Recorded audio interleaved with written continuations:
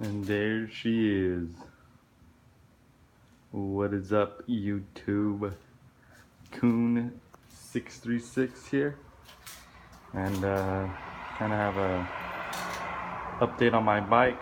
Sorry for the traffic noise. I'm in my garage and people be driving by, so bear with that. So time to give a little update video on what's going on with the bike. Well, so far nothing. It's just gonna be sitting here now probably for the next year, which is gonna suck. No, I did not go down on it, thank God, but I'd rather have gone down on it and it being a, simple fix, but the motor's kind of not working the way it's supposed to. So with that being said, if you guys want, go ahead and head over to my Instagram, 636 Insta. It's no longer Coon636. Just go to N636 Insta, and I have a video of what happened pretty much while I was at the gas station. The motor started knocking really bad. So what led to this, to my motor knocking? It's actually pretty simple. That right there is the oil filter. I had a K&N oil filter, the one that comes with the little nut thing there here. You'll be able to screw it off pretty easily. And yeah, the K&N filter failed, and the lip, like right here, completely busted and shot the whole filter out like a good ½ inch. And it was just chilling there when I was cruising at 100 and something miles per hour. So when that happened, all the oil washed my whole bike. And I think I still have a little bit of like oil grease on the frame, but yeah, it oil washed my whole bike. I had no oil whatsoever when I came to a complete stop. The motor seized about, I want to say like maybe a minute after it dumped all the oil, so that really sucks. Sorry for all the traffic. But yeah, at first I actually thought it was my radiator, because Baco Bams and I went ahead and did a radiator swap. We did the dual fan conversion. We had to add a little extension because, I have the two stock fans, which are pretty big.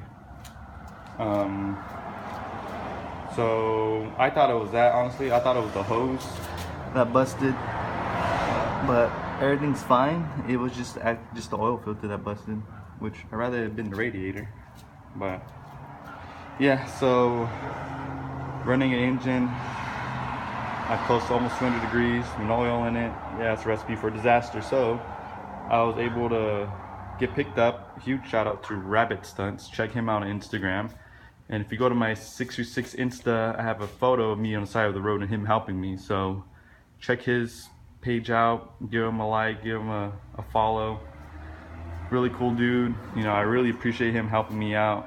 I wasn't even out there that long, to be honest. I was probably out there for like a good 30 minutes. I was a mile away from the nearest exit, which was gonna suck because I would have had to walk this to the nearest exit. But thankfully he was there and he picked me up. So huge shout out to him. Check him out. So back to my story. So after I got it back, after he picked me up and dropped me off at my friend's house, Moto Elijah, you guys might know him, or on Instagram I tagged him. I forgot what his Instagram username was, but I always thank him on my Instagram, so I'm pretty sure you'd be able to find him. We went to his shop. All I pretty much did was buy a new filter, buy new oil, put it in, rode the bike home. As soon as I put it in, rode it home, right off the bat, I knew something was up. The bike didn't feel the same. The bike felt like it was struggling to hold its power. And like when I was on the throttle, I'll keep the throttle steady and the whole bike will be like choking, like it didn't want to keep at that steady throttle like a bike usually should. You're on the gas, it stays steady. It didn't want to do that. There was some weird rattling noises coming from the inside. I couldn't figure out what it was either. I took it to one of our local shops, Artillery Motorsports. Check them out. I believe they have Instagram as well. I took it over there to them. He told me it's probably the top end of my bike going out. You know, he recommends it being a swap. It's gonna be like close to $2,000. $2,000 you know, for pretty much to fix his bike, it's gonna be $2,000 to fix, which sucks because I don't have that kind of money. But yeah, after a whole week of going to work, I didn't take it on the freeway. I didn't do anything too hard on it. I thought, okay, maybe that's just the way it's gonna be now. You know, it's gonna be a little rattly, nothing big. I could probably still ride it for another, hopefully into the end of the year. So, long story short, I did ride it this past weekend, and this Monday, I decided to take it out for some errands, and I got on the freeway, and I was cruising like at 70, 80 miles per hour. So nothing too, you know, too bad on the motor. And by the time I was getting off the freeway, yeah, it was knocking real bad. So I pulled over straight to the first gas station I saw, and yep, that was it. That was pretty much it. It started knocking real bad. Sorry for my hands starting to be a little shaky. But yeah, so I have her completely naked. I took the cage off. All the stuff is right there. Just gutted everything. Try to take out as much as I can. I'm not sure how long it's gonna take for us to take a look at that engine. I'm gonna have to talk to a couple of my friends. I really don't want to pay $2,000 to rebuild this bike, but we'll see. I am making plans on getting another bike, so I am gonna keep this bike. Like in my previous videos, I talked about it being a stunt bike. Well, here you go. I just gotta make sure the engine's fine, and if it's not fine, I'll probably just pull it out, put another engine there. It's no big deal. It's gonna take a while. This bike probably won't be on the road for another year. But not to worry, the next bike I'm getting is either gonna be another 636 like this or something completely different. I really love this bike, so I'm kind of want to get another one like it. I have all the parts for it, as you can see in that corner. Like, it's just a really good bike. It's unfortunate that the whole K&N filter fail thing happened. So I highly recommend you not getting K&N and go ahead and stick into any other brand other than K&N. Do your research. It really was my fault. A couple of my friends had K&N filters and failed on them. I just thought, you know, that's 1 in a million, you know. That's never gonna happen to my bike. Sure enough, it happens to my bike. So if you have K&N, switch it ASAP. Get something else other than K&N. I talked to the guy at Artillery, where I took it to go get looked at the shop, and he told me the same thing. Don't buy K&N.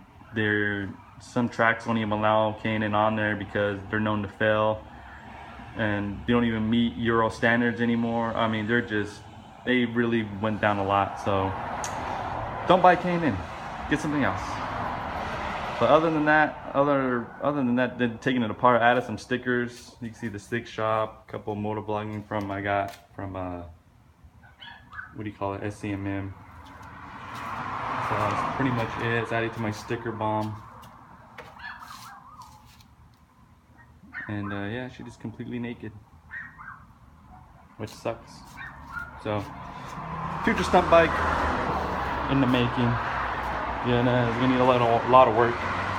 Engine's definitely gonna need a lot of work. That's the first thing I'm gonna concentrate on. So hopefully I'll be able to get it off and take a look at it, and we'll go from there, see what's up. So thank you for checking out my video. Hopefully my next video, these damn cars stop flying by. All right, so hopefully my next video will be me with my new bike. So stay tuned for that. As always, ride safe and don't be a retard.